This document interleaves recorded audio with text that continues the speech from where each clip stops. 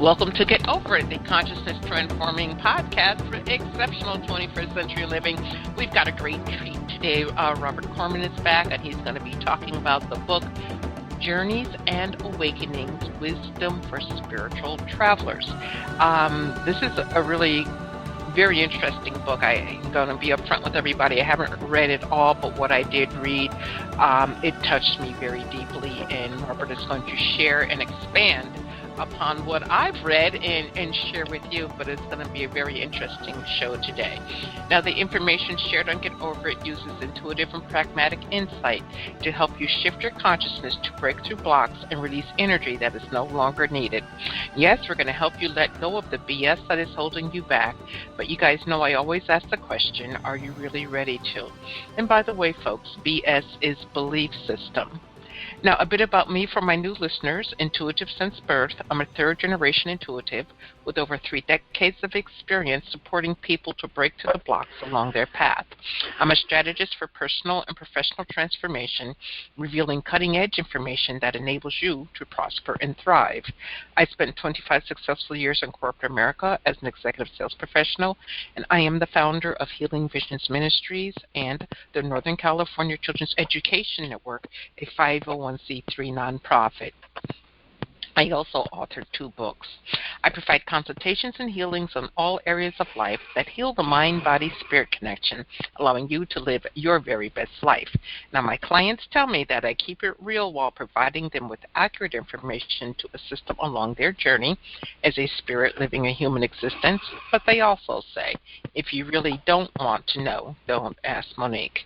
My background includes a doctorate in metaphysics, Reiki master teacher, ordained minister, and clinical hypnotherapist. So whether you are stressed, depressed, or possessed, I can help.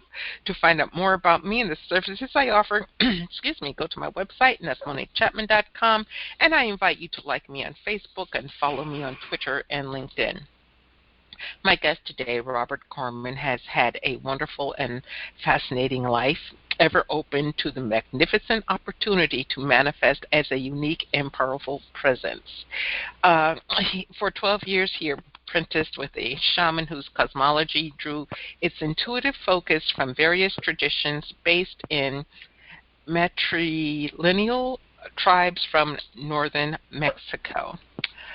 He worked initially as a criminal defense and environmental lawyer, and then as chief executive of a social issue-oriented philanthropy. I can't get that out. Philanthropic, where thank you, where he created new organizations while working with leaders across a very wide spectrum. He has worked with many leaders in the new thought, positive thinking thought realm. And here today he's talking about the book Journeys and Awakenings, Wisdom for Spiritual Teachers, which is an anthology of information compiled by different writers, which he shares. It's very clean, concise, and very much needed for today. Now, you can check out the book and these authors at sevenpillarshouse.org, and that again, that's sevenpillarshouse.org, sevenpillarshouse.org. Welcome back, Robert. Well, thank you so much. I'm so delighted to be with you. I am so glad to have you. So tell us about this new project that you put together. What is Journeys and Awakenings all about? Well, Journeys and Awakenings is a title of a book which really is a anthology of people from across so many disciplines, from an astrophysicist to a dancer, from Jane Goodall, the great primatologist, to a fellow who helps people come off of difficult times in the streets of New York, from spiritual guides to individuals who have been teachers of children. So you get the idea. There are dancers and singers, as well as philosophers and teachers from across the planet. And so what we were looking for is a way of finding from their experiences, their personal insights into what is wisdom in the experience from their discipline. So what we have is a cross-section of humankind's instincts for different kinds of work in the world to try to make it a better place. And everyone I've just mentioned cares about some dimension of the creative use of their life. And in so being, when they look at it through the lens of their discipline, they offer up something very, very unique. So if you are one of those, you can learn quite a bit from the ones that are aligned with what you do, but simultaneously you have the opportunity to get the vantage point from those personal journeys that others are on that is very different from your own. And don't we all need to know something about the other who is not like us these days? So yes. The book is, yeah. So the book is a lot about the much understandable because of their field, and they make it very lucid and helpful to the reader to experience it. Hey, well, what I love about the book is that, as you said, there are many different people from many different backgrounds. You don't have to have 9 letters after your last name in order for your information to be heard and for it to be on point. Now, you talk about the 7 pillars. What are they? What is the 7 pillars house of wisdom? And then what are the 7 pillars? Well, I'm happy to. The 7 pillars are those ancient principles that offer insight, inspiration, and grounding for those seeking authentic wisdom in an age that is marked by, as we all know, profound ecological and social challenges. The individual 7 pillars, I'd be happy to share a tiny bit about each. They begin with the commonality, or the journey of life itself would be referred to as the first. And here we are reflecting upon the shared contours of our human experience. The second is about the living universe, the place that is our home, that which birthed us.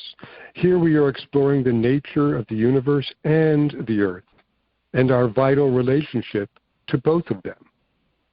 The third is our own sacred heritage. Here we contemplate the rich record of our human encounter with what might be called the divine, or life, or the fullness thereof. And so that is something that is common across the planet. The fourth one is what we referred to as the great mystery.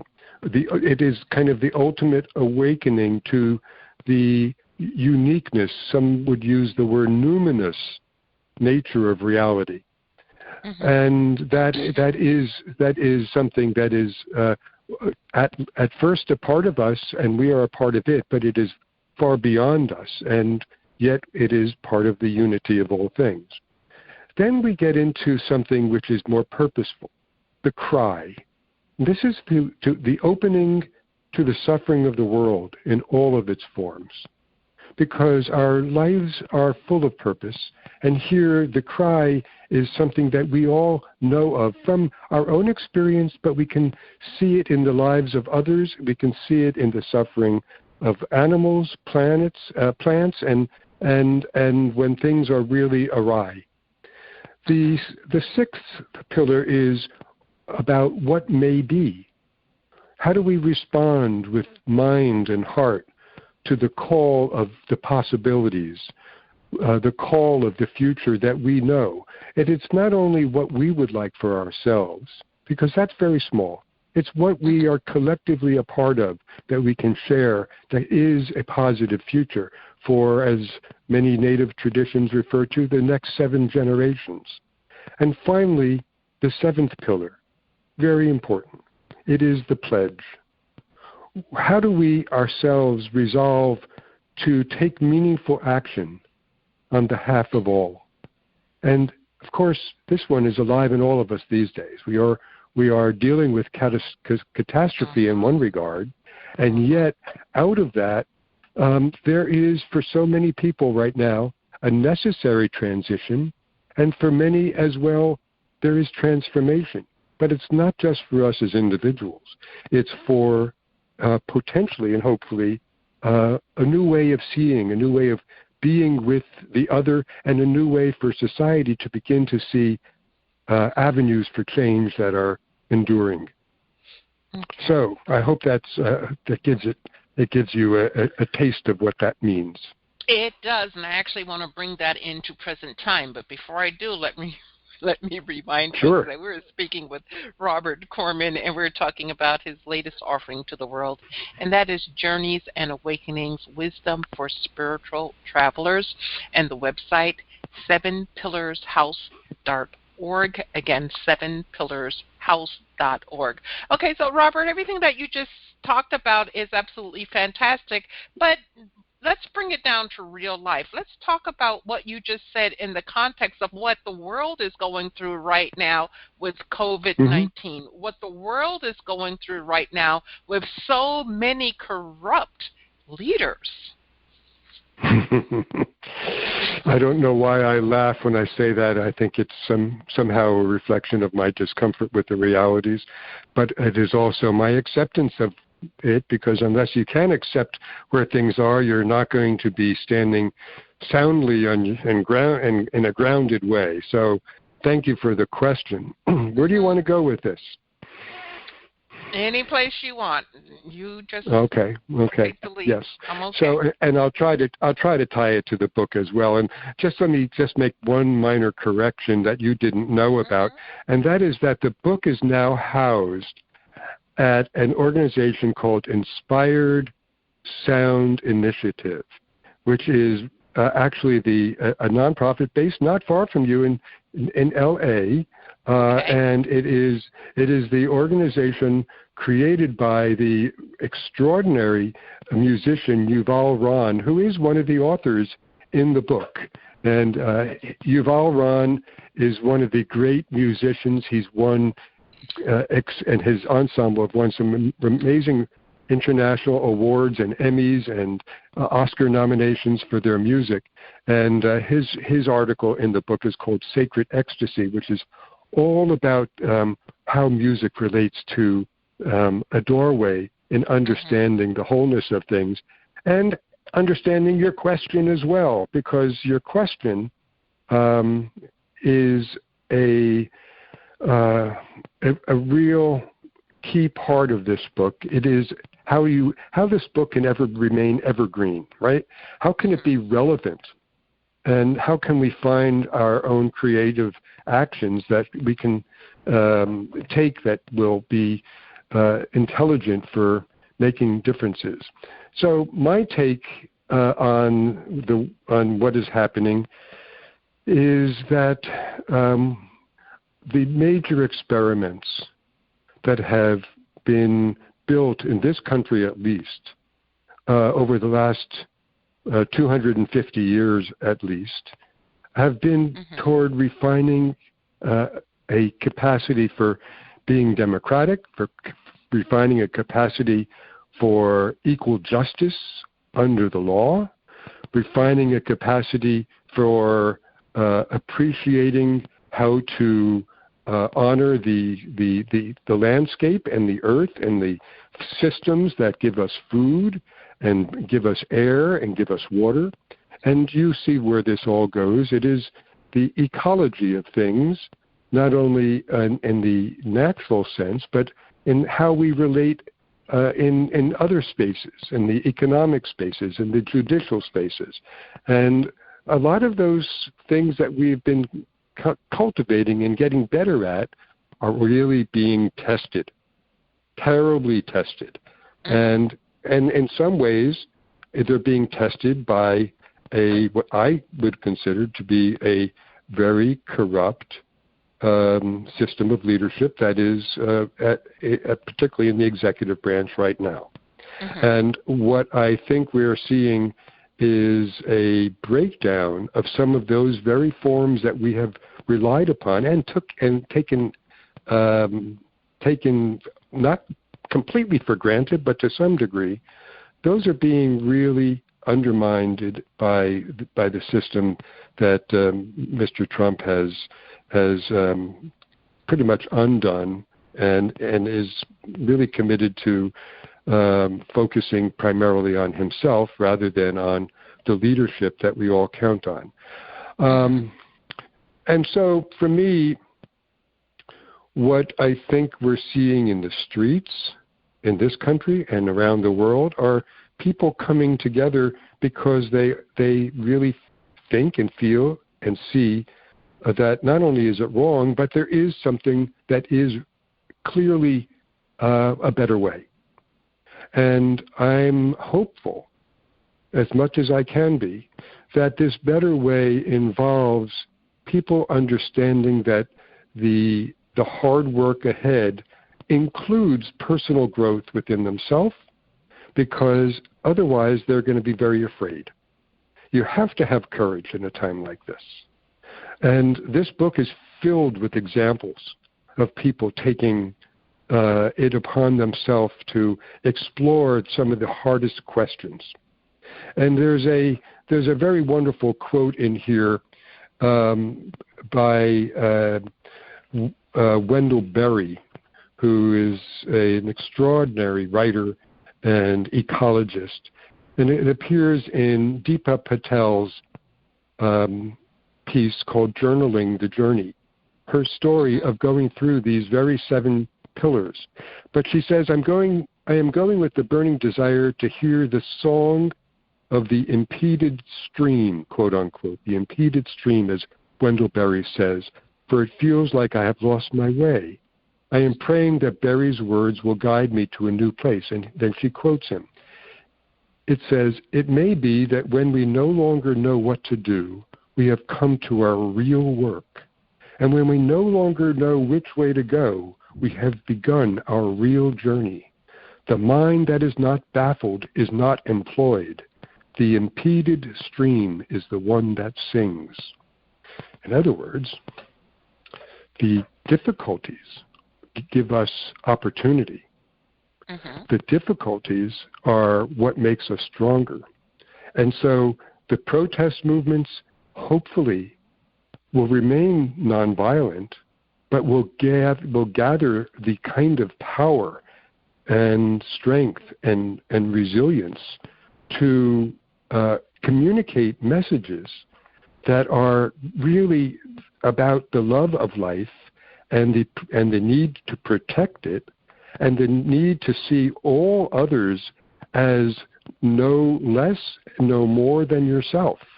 And until we do that, there's still going to be racism, there's still going to be sexism, there's still going to be discrimination against people who are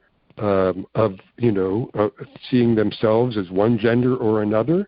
And it is a time, I hope, that we as a race of people can really find a new footing and embrace the possibilities for brilliance among us and with us for creating that future. So okay, well, let me ask a question before you continue on with that.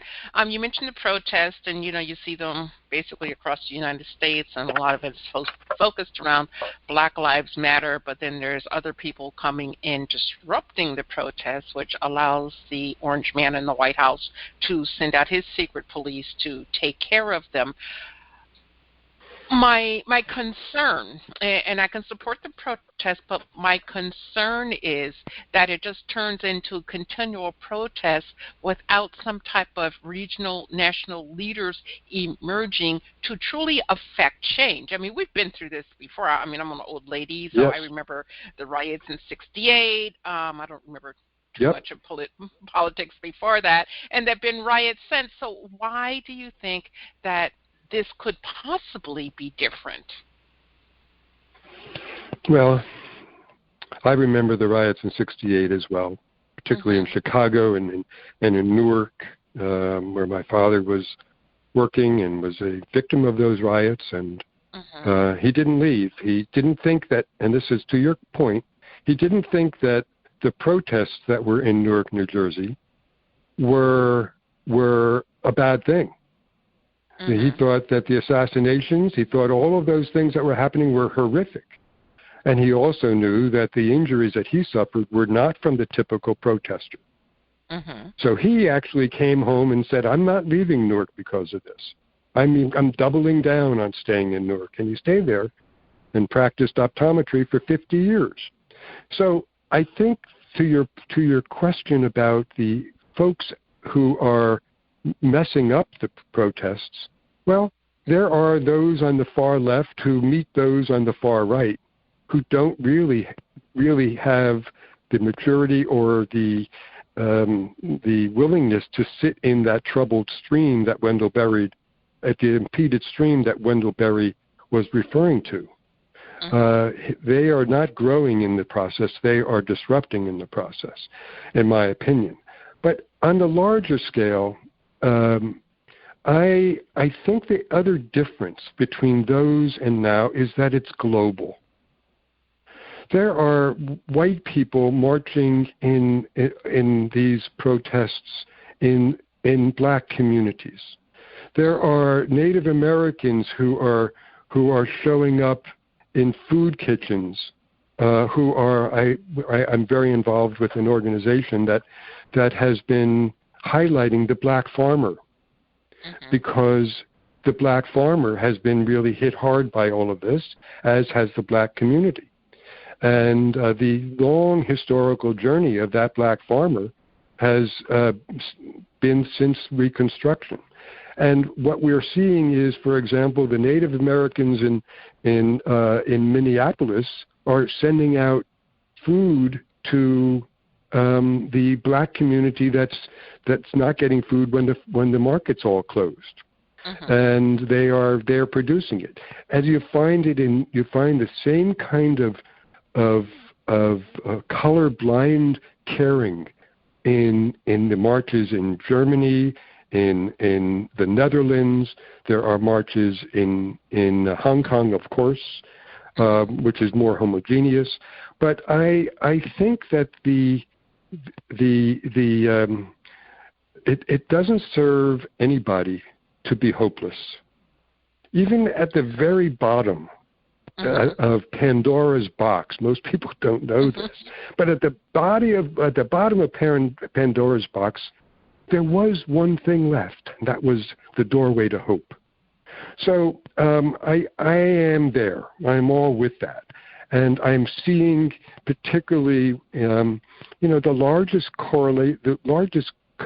cohort of organizing people in the world are peasant farmers across the world. They have their own international organization. They have 1.2 billion farmers there, and 300 million of them are part of an organization called La Via Campesina. Wow. Now, that is an astonishing fact. And there's more I can share about that. But here in the United States, I was amazed at, if you go to, if you Google hunger for justice and a growing culture, all three words, you will see interviews of black farmers in the United States interviewed by leading black people in the food movement, or scientists who are interviewing them about the challenges they're facing. And at the end of it, every one of these folks are optimistic, positive. And many of them, the majority of them actually, are women. And the majority of farmers in Africa are women. And these small farmers produce 70% of the world's food on only 20% of the world's arable land. Now, how is all this relevant to the book? Well, there's articles in the book around agriculture and seed and the importance of protecting this planet. Mm-hmm. So the what you refer to properly as this orange person in the White House, it's not just the politics. It's also the unjustness of big corporate systems that are not all corporate systems are negative at all. Some of them are wonderful. We're very fortunate to have some of them. But some of the impacts on the planet, on global climate and on the waters and on communities come from multinational corporations that are taking over lands that are not only in the United States but in Africa and South America. It's happening all over. And the resilience of those people that I was alluding to, those farmers and their farmer-led organizations here and across the world, are also signs for optimism. Okay, and I'm 100% with you on that. However, how do we change people's minds? I'm talking about the people, I'm going to say they're fringe. I'm not going to even say that they're mainstream. The fringe people who just want to push hate and division. There's more than the orange man in the White House in Venezuela, the guy in Venezuela, and all these other people who are not supporting, I'm going to say love and light for this show anyway. Sure. How do we, I don't know, do you influence them? Do they just fall away? They seem to be more empowered these days. It's like the dark is overtaking the light, if you will. Well, we give them, there's the old story about which storyline in your head you're going to feed. If you feed your fear, it won't hesitate to multiply. If you feed your courage and your own desire to be creative and your own willingness to show up without anger and with love and with life, as you say, I think that's what we can do. And our capacity is, I think some people can be in conversations. And, there's a wonderful African-American leader named David Campt, C-A-M-P-T, who's been writing about how the white ally who is anti-racist can be helpful. And one of the points he makes is you cannot be helpful. And this applies not only to racism, but to your question of turning people, not making people even angrier. He says that if you really want to be helpful to the African American, then don't be furious at the racists. You have to have a different stance so that you don't just deepen the divide. And how you can do that is by coming at it from a point of conversation, a point of dialogue. Now, if people don't want to have dialogue with you, fine. But if they do want to have dialogue and they're still angry, well, you don't have to be angry. There's a wonderful story about Carl Jung, which is a very short one, and it goes this way. He's walking down the street with a guest in Geneva or in Zurich, and this guest sees early in the morning that someone walks by, and he says to this guy walks by, and Carl Gustav Jung says good morning, and the other guy just grunts at him. Well, this goes on 3 or 4 days in a row, a grunt and a hello. And on the 5th day, the friend asks him, wait a second, why do you keep saying hello to that guy? He just grunts at you every morning.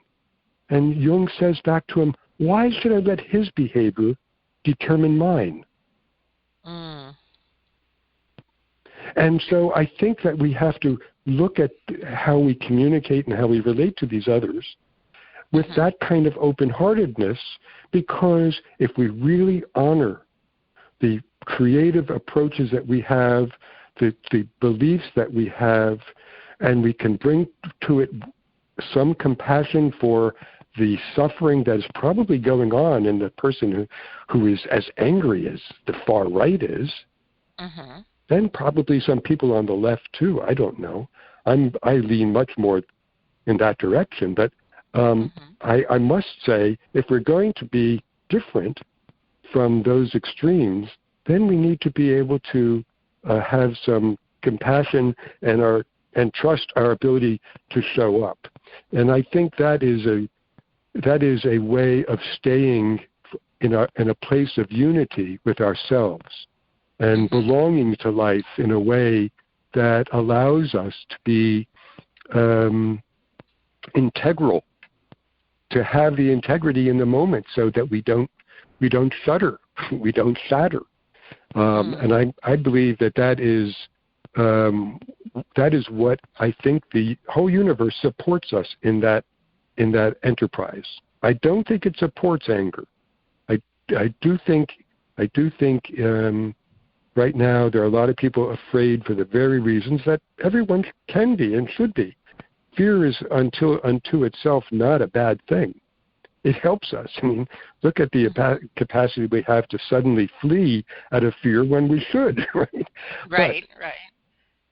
But we don't need to feed the fears when we also know that what we see is a better path forward.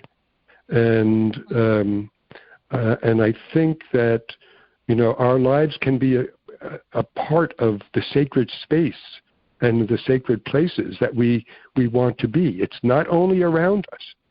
The sacredness of anything begins with our experience of ourselves, which is a doorway to the world and to the universe. And this book is continually focused on example after example of becoming what you are reaching for when you are reaching for your highest self. And so, I'll stop there.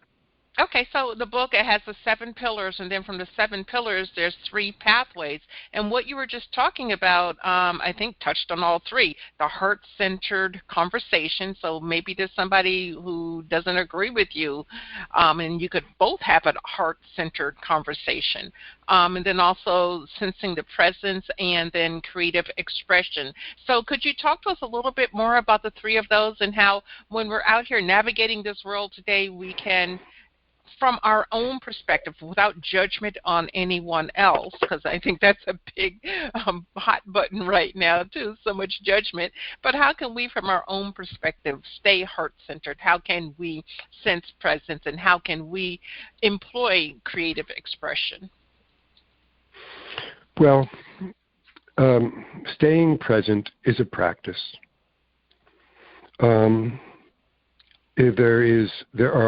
There's a chapter in the book on the meeting between Sufis and yogis.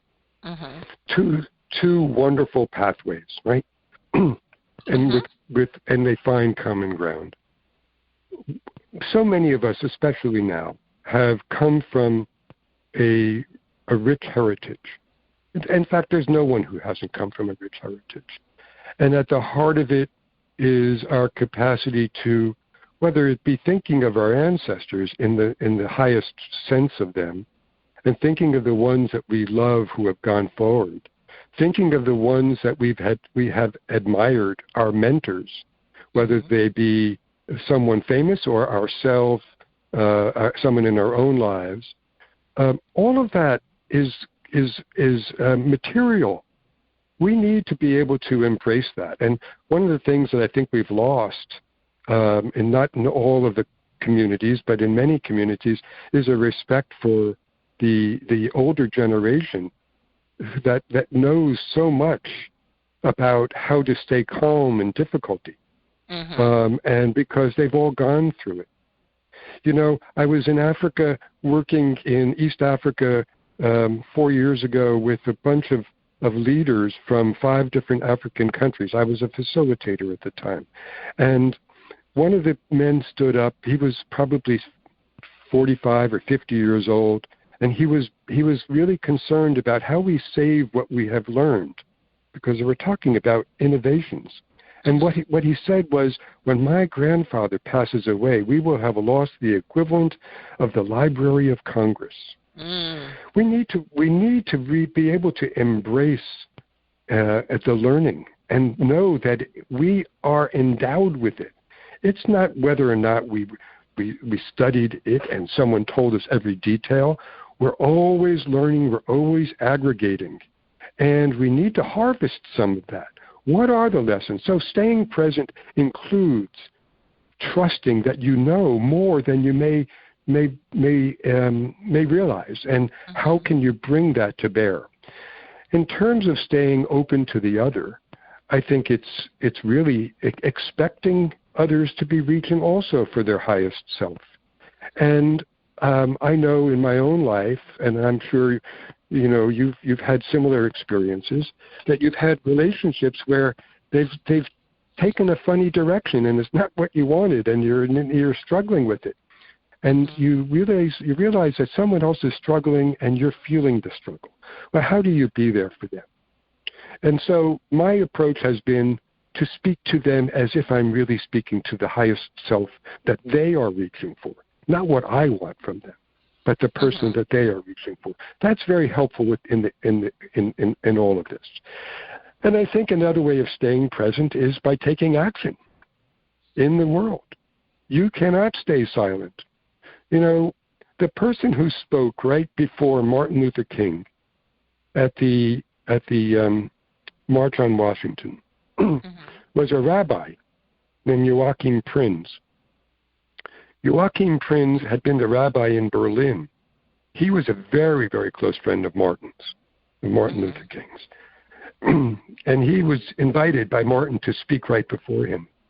And what he said is that the hatred and the bitterness toward the Jews in Germany was not the worst thing that was there. The worst thing is remaining silent. So taking action and standing up, and those were his words, standing up is really important. And so I think when you see something, don't get angry. Say, I have a feeling about this. This is how I want to approach this. And this book is filled with examples of how people have faced moments like that. And and it's not only about what others do; it's about what institutions do. And you can really challenge an organization. You cannot buy their products. You can talk about what you think is important. And I think taking action in any way that you feel can help you advance what it is that you think should be happening is creating the world that can be in the future. And I'll guarantee you'll find a lot of company in taking that. And sometimes it requires a leader and the follower. But I don't call them followers, Monique. I call them contributors. I call them, we can all contribute. Right. Yeah. Right. Yeah. You don't have to buy in. That's right. That's right. So, you do not. So in the book, Journeys and Awakenings, you have the 7 pillars, you have the 3 pathways that we just talked about, but there's also 4 themes. Could you talk about the 4 themes in general and maybe tie it into what's going on right now with the not-so-wonderful virus that's affecting the world? Well, I'm not sure what you're referring to when you say 4 themes. The honestly, I can... The cosmology, the revelation, mysticism, and chivalry. Yeah, okay. Yes, each of these are what they say they are. I mean, the cosmology is about the unity of all things. And I think I've spoken about that. These are all intrinsic in the pathway across these 7 pillars. The 7 pillars is a journey for anybody, but it is not unique to any particular philosophy. It is basically saying that each of us has a journey that we can be on, and we all will have moments when we see something with new eyes. And that is important to be honoring that. It's not enough to say, I just had this wonderful experience. Well, what does it mean? That was a gift. Wonderful experiences and insights are not to be tucked away and I just had this wonderful, and shared just with a friend. They're to be harvested. They're to be engaged with. They're to be those things which can bring you to a new sense of self. We are continuously, and there's a whole series of writings in this book about us on a cellular level. We are continuously evolving as individuals. I think one of the most dangerous things an individual can do is say, I now know exactly who I am, and I'm going to be this forever. No. Life doesn't work that way. We continuously evolve, and so does everything around us, because we are a part of it. We came out of it. And as long as we've come from it, we have to relate to it. And it is our responsibility to be engaged in that kind of activity. And it might be just in our family, it could be in our community, and it could be at large. It could be, taking action in places that we really feel like we trust ourselves to do just that. Okay. What overarching message, and we've talked a lot today about messages, but what's the overarching message of the book with all of these people coming together from so many diverse backgrounds? What is the overarching message that they want to share with the world? Yes, I thank you for that question. I mean, I'm listening to so many of your podcasts. You're doing such a great service by all of this, and I'm grateful for it. And I think that's where I'll start my answer. Okay. We start where we are. You share at the beginning of every one of your podcasts your journey, and you do it beautifully because you trust it.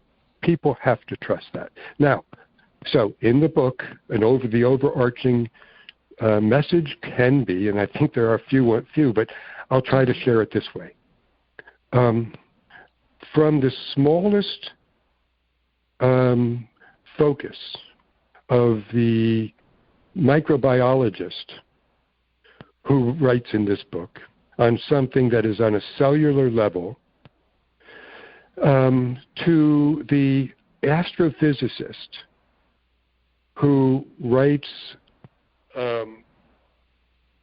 from the viewpoint of the universe, the same destination is found. In other words, their journey looking at the macro or the micro of the micro takes them to a rich understanding of their own being. And out of that, they extrapolate how they see the world. But it's the same world. And it's the same heart.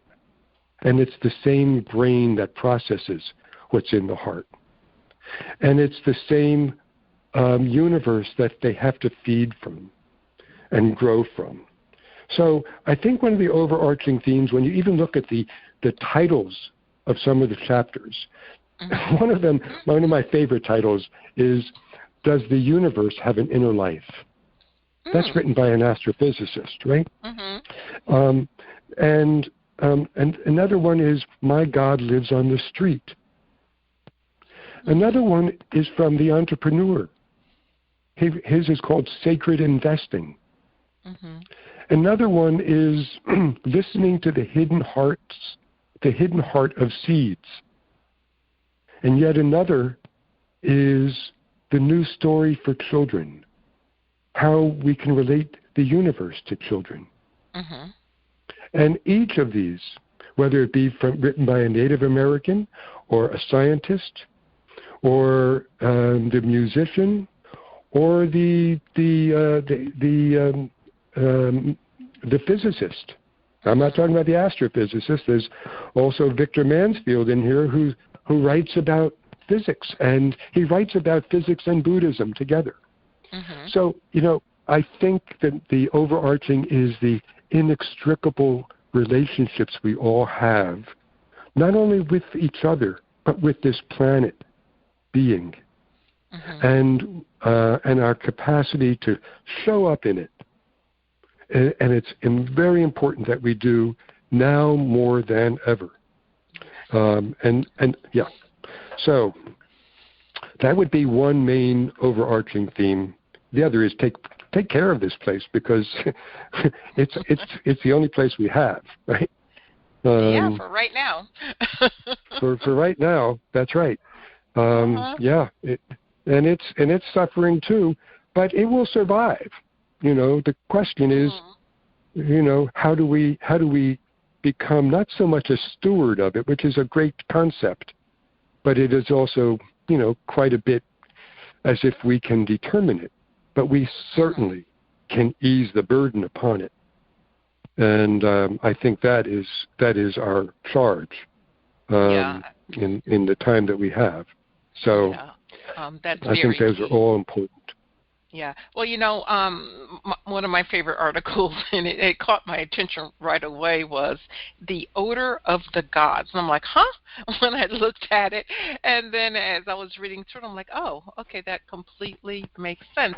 But all of the authors that contributed to this book, they all seem to be able to share their wisdom, but in a very user-friendly, understandable way, but it also allows you to think.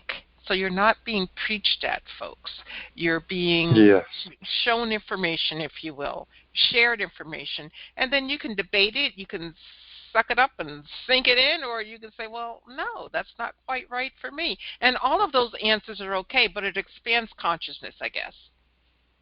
Yes, that's well said. And honestly, there is something in here for everybody, and some of them are absolutely fun. I mean, The Mystery of Trees, which is early on in the book, it'll blow your mind. I mean, it's written by a biologist, but she grew up as an orphan in Ireland, and she tells how she came to do this, and she understands trees as if she's speaking to them, and I think she probably is.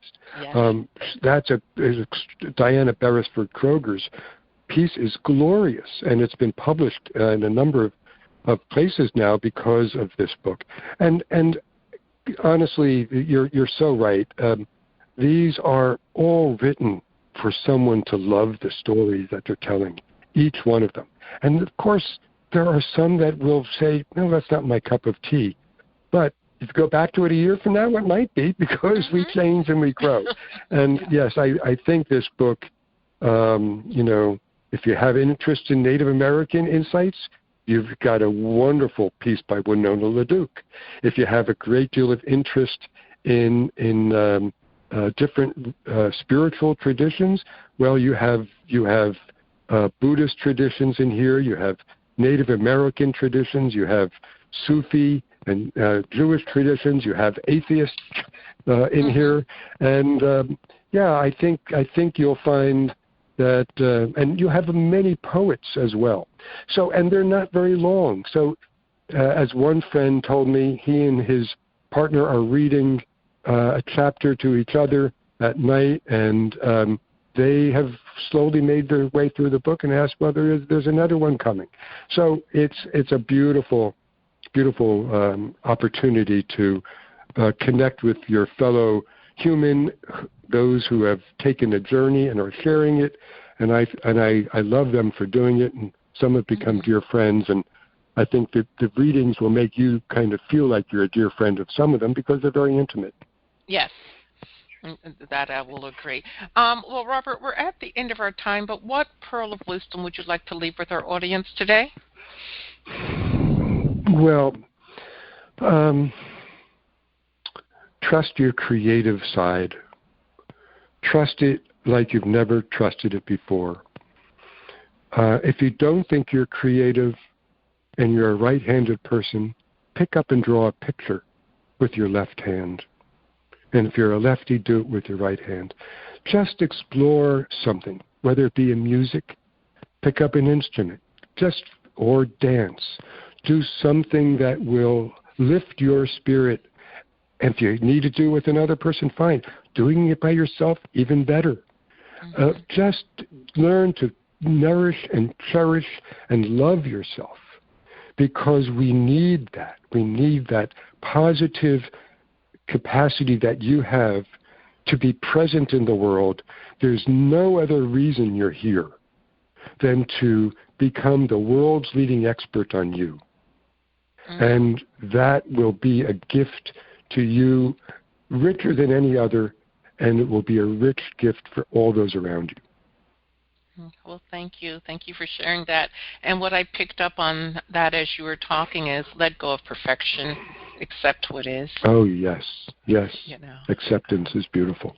Yeah, We're so, Robert, we're so blessed to have you and the work that you birthed into the world, and I greatly appreciate your time today. And folks, the book, Journey and Awakenings, Wisdom for Spiritual Travelers, I feel it's a must-read for everyone because it gives so many different insights. There's no right, wrong, good, or bad. The information just is. Do check that out and check out the website. Inspired Sound Initiative. Inspired Sound Initiative. Okay, I was going to cover both, but okay. And InspiredSoundInitiative.org. .org. Yes. .org. There's a wealth of information there. So, Robert, I thank you for our time. Go ahead. Yep. No, it's available on Amazon as well, and blessings on everything you're doing. Thank you so much. Oh, well, and thank you for having me. Oh, you're welcome. And to the audience, thank you for listening to us today as we collectively get over it. And I want everybody to remember that the most important choice that you can make is what you choose to make important. Consider making the masterful choice of being aware of what you're putting into your mind. Abundant blessings, light, and love to all. Namaste.